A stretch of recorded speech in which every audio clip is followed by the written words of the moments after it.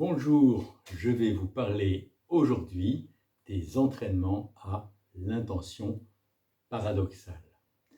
L'intention paradoxale est une méthode assez simple. Elle consiste à souhaiter ou désirer ce qui fait peur.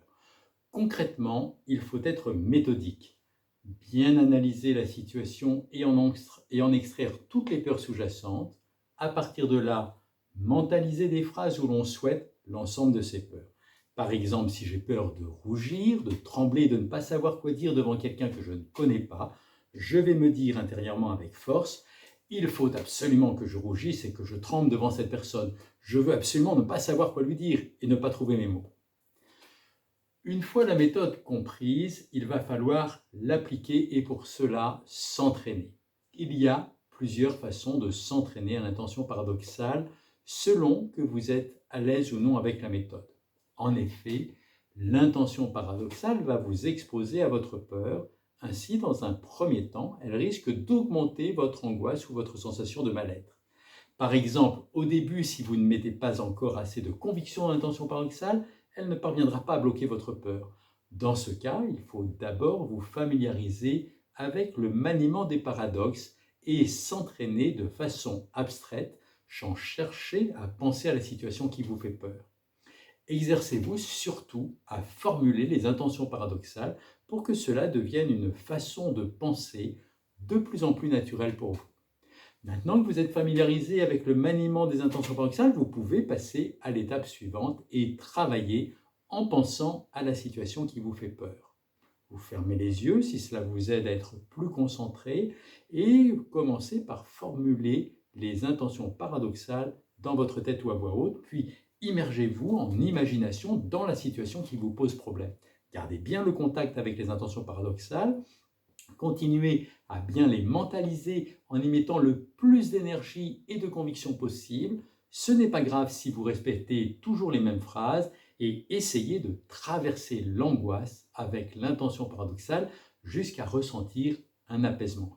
Si vous n'y parvenez pas et que l'angoisse monte, n'hésitez pas à cesser l'exercice et pratiquer de la cohérence cardiaque et surtout ne vous découragez pas, vous y arriverez une autre fois. Il y a d'autres façons encore de s'entraîner à l'intention paradoxale. Pour de nombreuses peurs, comme celle des animaux, des soins médicaux, de la conduite en train, en avion, faites preuve de créativité et trouvez des photos ou des films qui permettent de vous exposer devant l'objet de vos peurs. Vous pourrez ainsi vous entraîner de façon graduée en cherchant des visuels plus ou moins effrayants. Par exemple, pour une phobie des araignées, passer d'une peluche d'araignée plutôt sympa à une moins sympa, puis passer à l'entraînement devant une photo d'araignée pas trop effrayante pour finir en affrontant une image d'araignée plutôt pas sympa. Et vous allez mentaliser vos intentions paradoxales face à ce spectacle. Le top du top, si vous êtes équipé, ce serait de faire un enregistrement en 3D et de vous immerger en réalité virtuelle avec un casque.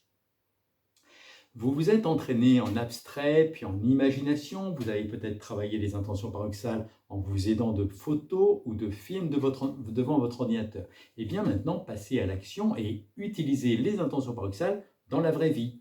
Mettez-vous en condition. Commencez par pratiquer 5 minutes de cohérence cardiaque avec votre appli préférée et mentalisez vos intentions paradoxales qui en réalité comprendront 2 temps. Les phrases de blocage des comportements liés à la peur, puis les souhaits paradoxaux de vos peurs. Affrontez maintenant la situation qui vous fait peur en maintenant le contact avec les intentions paradoxales tout au long de cet affrontement. Vous devez mettre KO le petit diable de la peur. Votre ruse doit être vraiment sans faille. À côté des intentions paradoxales de ces entraînements que je viens de vous expliquer, je vous conseille de pratiquer ce que j'appelle des flashs d'intentions paradoxales. Il s'agit de mentaliser très régulièrement, plusieurs dizaines de fois par jour si possible, des intentions paradoxales brèves sur les principaux thèmes de vos peurs. Par exemple, je veux vraiment bougir, je veux avoir une crise d'angoisse devant tout le monde, je souhaite par-dessus tout qu'on me juge, je veux vraiment me contaminer, je veux absolument faire le plus d'erreurs possible. Ces petites flashs d'intentions paradoxales vont durer 1 à 2 secondes. Faites le calcul, faites-en une 60aine par jour. Cela vous aura accaparé seulement 1 ou 2 minutes. Et ces flashs vous aideront à désensibiliser votre cerveau émotionnel. Alors, pour nous résumer, si vous voulez bien pratiquer l'intention paradoxale, pour réussir, ne brûlez pas les étapes. Tout d'abord, pratiquez la cohérence cardiaque 5 minutes chaque matin, midi, 17h et coucher. Entraînez-vous à mentaliser des intentions paradoxales tous les jours, une dizaine à quinzaine de minutes, en abstrait, puis en imagination, ou face à des images ou des films en rapport avec vos peurs. Verbalisez les intentions paradoxales à voix haute dans votre tête. N'oubliez pas les phrases de blocage des comportements liés à vos peurs. Et dans la journée, pratiquez de façon intensive des flashs d'intentions paradoxales, c'est-à-dire mentaliser des intentions paradoxales brèves sur les différents thèmes de vos peurs jusque 30, 60 fois par jour, sachant que ça vous donnera une durée de soins pas si longue. Et quand vous êtes prêt, vous passez à l'action et vous pratiquez les intentions paradoxales sur le terrain de vos peurs, de préférence en commençant par les situations les plus faciles, tout en renonçant à vos compulsions si vous êtes en TOC et à vos évitements. Voilà. Quelques points maintenant complémentaires à préciser. Certaines personnes sont plus volontiers narratives, verbales, leur imagination se livre à des récits. D'autres sont davantage visuelles et mentalisent les choses sous forme d'images. Si vous êtes visuel, il ne faut pas hésiter à mentaliser vos intentions paradoxales sous forme d'images. Mais attention, il ne s'agit pas de visualiser votre peur, mais le souhait paradoxal de votre peur. L'image ou le petit film que vous allez fabriquer, tel une BD ou un cartoon, doit exprimer votre souhait ou votre volonté paradoxale. À travers cette image ou ce film, vous devez pouvoir vouloir votre peur, ce qui demande un petit peu d'entraînement, mais les personnes visuelles préfèrent volontiers cette façon de procéder et c'est tout à fait possible. Pour bien réussir votre soin, que vous souffriez de phobie ou de TOC, il vous faudra combattre vos évitements et vos compulsions. Évitements et compulsions sont des comportements liés à votre peur. Ces comportements peuvent être faciles à identifier ou pas. Par exemple, si vous évitez de sortir dans la rue par peur de faire une crise d'angoisse ou de croiser un inconnu, vous n'aurez pas de difficulté à identifier cet évitement. Si vous vérifiez 10 fois un robinet d'eau, vous savez que ce comportement est lié à votre peur d'être responsable d'une inondation. En revanche, il existe des évitements beaucoup plus subtils, comme enlever ses lunettes pour voir flou et ne pas voir le regard des gens sur soi, se placer face à un mur pour ne pas croiser le regard des autres, marcher plus vite pour éviter d'être abordé par un inconnu, aller à une caisse où il n'y a personne pour ne pas risquer de se retrouver bloqué. Les compulsions, dans le cas du TOC, et les évitements, dans le cas des phobies et des TOC, sont des comportements liés à vos peurs et pour vous soigner efficacement avec l'intention paradoxale, il faudra absolument les abandonner. Vous devez normaliser vos comportements. C'est logique. Vous ne pouvez pas souhaiter votre peur et adopter en même temps des comportements qui montrent que vous avez peur. N'oubliez pas de vous aider d'une phrase bloquant chacun de ces comportements liés à votre peur. Une phobie ou un TOC, c'est un peu comme si on avait un petit diable sur l'épaule qui souffle toutes sortes de tromperies pour vous terroriser. Il vous fait peur avec des choses absurdes et vous lui obéissez au doigt et à l'œil. Par exemple, il vous fait croire qu'il faut se laver les mains sans cesse pour ne pas se contaminer, alors que vos mains finissent par s'en abîmer, ce qui faciliterait plutôt les contaminations.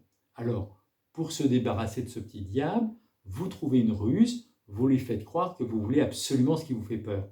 Pas question de me laver les mains, je veux absolument me contaminer. Alors, le petit diable ne sait plus comment vous faire peur. Songez à cette histoire du petit diable. Vous avez décidé de ruser et de lui faire croire que vous souhaitez vos peurs. Si vous continuez à adopter ces comportements liés à vos peurs, vous n'êtes plus crédible. Le petit diable va se moquer de vous et continue à vous terroriser. Je ne te crois pas, tu me fais croire que tu veux absolument rougir en public, mais tu évites de prendre la parole.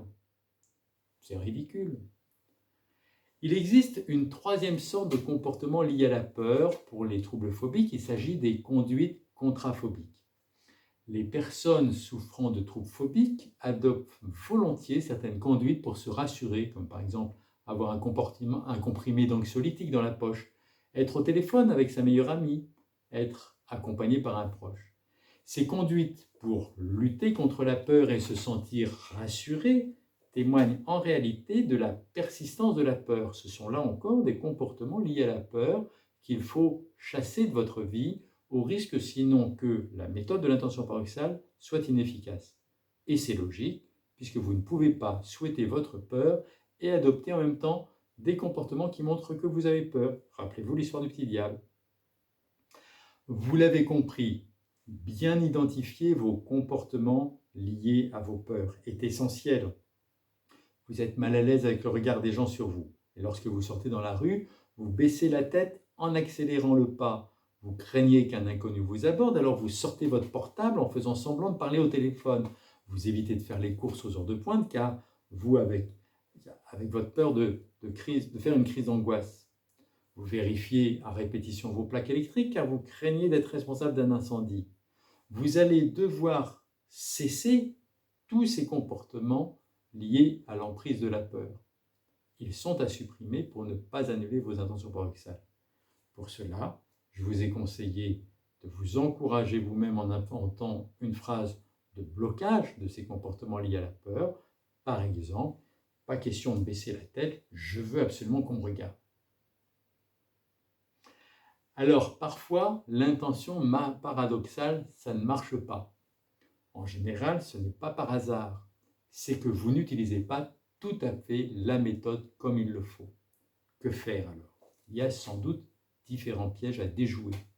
En premier lieu, retournez aux fondamentaux. Est-ce que j'analyse bien la situation en détail? Est-ce que j'extrais correctement l'ensemble de mes peurs? Est-ce que j'ai bien conscience de tous mes comportements liés à la peur? Est-ce que je bloque vraiment ces comportements? Comment je souhaite mes peurs? Est-ce que j'y mets assez de force? Voici quelques sources d'échecs. Par exemple, je continue à avoir des comportements liés à mes peurs et ceci annule la méthode. Je formule des intentions paradoxales sans y mettre assez de conviction, en m'accrochant à mes peurs.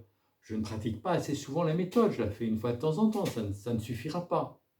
Si vous continuez à avoir des comportements tels que les évitements, les compulsions, les rituels, aidez-vous avec ces phrases de blocage dont je vous ai parlé, mettez-y toute votre énergie. Soignez aussi vos intentions paradoxales, vous devez y mettre de la conviction et cela s'apprend. Mesurez par exemple votre degré de conviction de 0 à 10 et entraînez-vous pour augmenter ce chiffre. Songez au comédien qui doit apprendre une pièce de théâtre et rendre son personnage de plus en plus réaliste. Cela lui prend du temps. Comme lui, soyez patient et entraînez-vous tous les jours 10, 15, voire 20 minutes en prenant le temps de vous concentrer sur la méthode, sur les comportements liés à la peur et la conviction mise dans vos intentions paradoxales. Dans la journée, n'oubliez pas de pratiquer ces flashs d'intentions paradoxales d'1 à 2 secondes sur les principaux thèmes de vos peurs. Et si vous avez du mal à avoir confiance dans la méthode, n'aspirez-vous pas à une vie sans peur? Ce ne sera pas possible sans effort. Alors, essayez de renforcer votre motivation pour vous mettre du baume au cœur et apprendre à vous dépasser. Vos peurs ne vous pourrissent-elles pas la vie? Peut-être avez-vous appris à fuir toutes les situations anxiogènes et de fait vous vivez presque correctement, mais à quel prix? Est-ce qu'il n'y a pas ceci ou cela que vous aimeriez tant accomplir et que vous ne faites pas par angoisse? Votre vie ne se rétrécissait-elle pas? Prenez le temps de faire l'inventaire de tout ce que vous vous interdisez de faire par peur. L'addition n'est-elle pas en fin de compte un peu lourde? Est-ce que cela n'aurait pas du sens de vous investir davantage dans le soin de vos peurs? Alors, vous avez du mal pour le moment à pratiquer les intentions paradoxales? Eh bien, tentez de créer une distance entre vous et votre peur. Cessez de faire confiance à vos peurs et regardez-y d'un peu plus près. Faites le point sur les pensées et les comportements liés à vos peurs et analysez leurs conséquences sur votre vie. Vos peurs vous donnent-elles réellement de bons conseils? Sont-elles en harmonie avec vous-même? Faudrait-il les observer d'un œil un peu plus critique? Aidez-vous aussi du sens de l'humour. Songez à l'une de vos peurs et essayez de la rendre ridicule. Exagérez volontairement le souhait paradoxal de votre peur à l'extrême pour ridiculiser votre peur. Bien sûr, ce sont là un ensemble de pistes, peut-être pas tout à fait exhaustif, mais je vous encourage à mettre beaucoup d'énergie dans la méthode et vos entraînements. Je vous remercie.